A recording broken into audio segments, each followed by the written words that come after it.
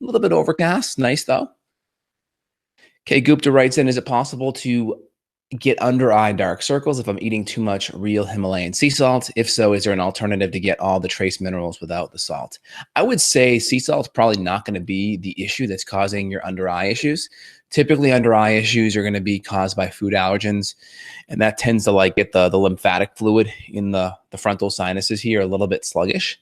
So you can do things to help it, obviously like a facial, things like that. But in general, you have to get the lymphatic moving. So you can do things like ginger to get the lymph moving. And you can also cut out the inflammatory foods, because when things get inflamed, they move a lot slower, right? So we want to get things moving, and so they're not stuck and sludgy. So that's kind of the underlying reason why that may happen.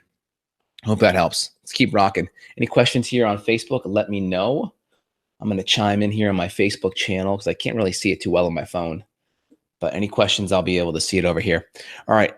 Drake writes in, hey, Dr. Marcajani, can you please talk about natural solutions for vaginal yeast infections? Yeah. So number one, like, why is the vaginal yeast infection happening? So of course we have things like antibiotics, which then wipe out a whole bunch of bacteria in the gut, and that creates a rebound overgrowth of yeast. So we have that one. Number two is just too much sugar in the diet, too much refined sugar in the diet.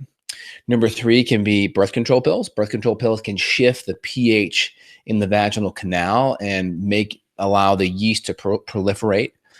Typically, probiotics create a little bit more of an acidic pH. And again, everyone's like, oh, acid's bad, but beneficial bacteria can create an acidic pH, and that can make it harder for the yeast and critters to live, right? Think about it. We take stomach acid. People use things like, if they're cleaning out the vaginal area, kind of like a natural type of douche or herbal flush, they use apple cider vinegar typically, 2 tablespoons in warm water of apple cider vinegar, and they'll kind of flush that up there. That's great. You can even use for bacterial vaginosis. I mean, you can do things like take a tampon and you can saturate it in colloidal silver. In my line, we use GI Clear 3. You could put that up there. That will help. You can insert intravaginally for an hour or so, and that can help kill any bacteria and yeast up there as well. You can do boric acid is excellent. Boric acid suppository is great for the vaginal yeast infection. You can even do some probiotics and insert them intravaginally and let them dissolve up there. That will help. Again, you want to fix the diet, though. You want to fix the underlying pH issues. Typically, that's caused by more bad bacteria and more yeast, so you can add in more beneficial bacteria. Saccharomyces boulardii is also very helpful. Just some simple things right there. Apple cider vinegar, taking it internally. You can also do an apple cider vinegar flush. It's just some great options. So I'd say boric acid, apple cider vinegar.